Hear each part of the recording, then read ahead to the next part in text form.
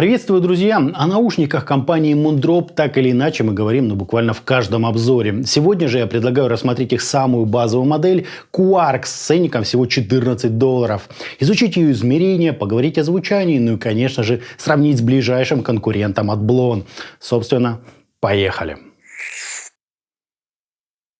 Приходит модель в очень такой компактной картонной коробке с подробным перечнем характеристик и изображением даже графика АЧХ. Внутри я нашел, конечно же, друзья, сами наушники, набор документации, тряпочный вот такой вот мешочек для переноски и две дополнительных пары амбушюр разного размера. Кабель здесь, увы, не сменный, но выглядит достаточно неплохо. Штекер угловой. А вот защита от перегиба в местах соединения с наушниками, увы, нет. Это однозначно будет слабое место при использовании. Сами чашечки полностью пластиковые, имеют форму пули и содержат на себе один 6-миллиметровый динамический излучатель сквозь полностью прозрачный корпус. Его, кстати, прекрасно видно. На торцах же разместили разным цветом такую смешную рожицу, ну или это какая-то надпись в иероглифах. Главное, что красный цвет обозначает правый канал, а черный – левый. Носится модель прямой посадкой, сидит удобно, а амбушюры обеспечивают отличный уровень пассивной звукоизоляции. Вот так вот, собственно, это все и выглядит.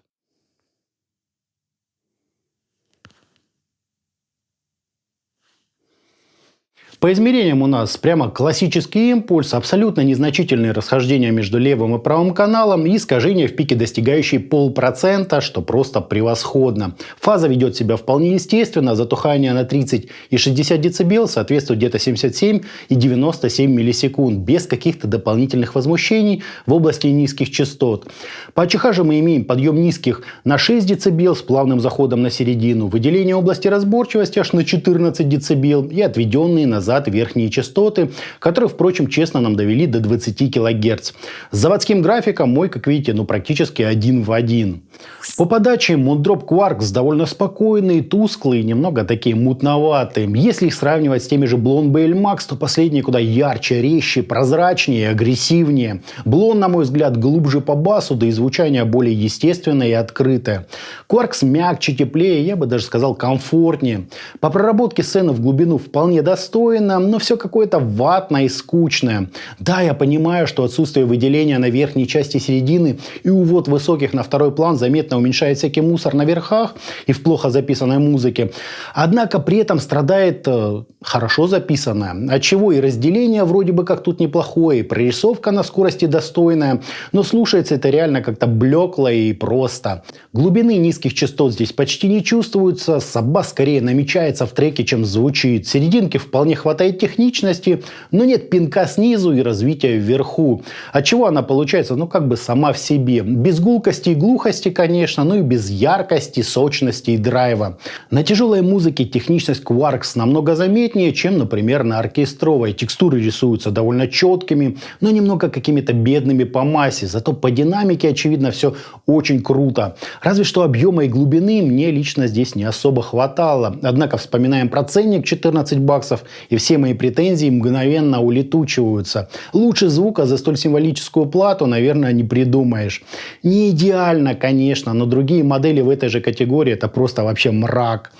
А тут, хотя и суховато и упрощенно, но все в целом на своих местах. Ничего в кашу не сбивается, за место под солнцем не борется. Слушай, да радуйся. Не столь выразительно, как хотелось бы, да идеал надо искать в совсем другой нише.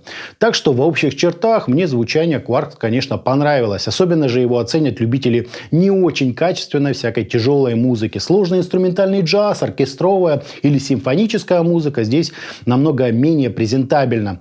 Хотя и откровенного отторжения тоже не вызывает. По источникам модели далеко не важно, будет ли это музыкальный или какой-то очень техничный характер. В любом случае ушки смогут подстроиться и отыграть все в положенном ключе. На мой взгляд, для Quarq очень точно определили их место. Они не пытаются соревноваться с более дорогими моделями, но в то же время заметно превосходят всех своих одногруппников. Если же взять эквалайзер в руки и немного поднять 40 Гц и 8 кГц, то можно вытащить из героев обзора еще больше массы, глубины, разрешения и воздуха. Но то как вариант тюнинга. Главное чисто наметить эти частоты, а не задрать, как многие любят. И будет, на мой вкус, вообще красота. Лучше за $14, друзья, еще поискать.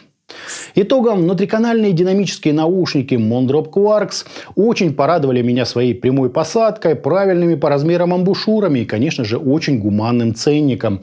По звучанию, на мой субъективный вкус, далеко не идеал. Хочется больше яркости, резкости, выразительности и объема, как в смысле низких частот, так и прорисовки тембра в глубину. Но все это вполне соответствует цене. Зато вот техничность и комфорт тут реально на высоте. Эти ушки мало кого смогут напрягать. У них скорее другая проблема – завлечь. Оркестр звучит слишком уж как-то сглаженно и пресно. В сухом остатке для своей цены Quarks, конечно, просто огонь. Однако те же Blond BL Max, на мой слух, куда приятнее, сбалансированнее и чище. Ну а стоит ли того переплата или лучше попробовать накрутить то же самое посредством эквалайзера, решать вам. Хотя если бы у меня было ровно 14 баксов на наушники, то я бы без сомнения выбрал именно Quarks. Это были бюджетные наушники от Mondrop. А на этом у меня все. Всем добра, всем пока-пока. Подписывайтесь на канал и оставляйте свои комментарии под данным роликом.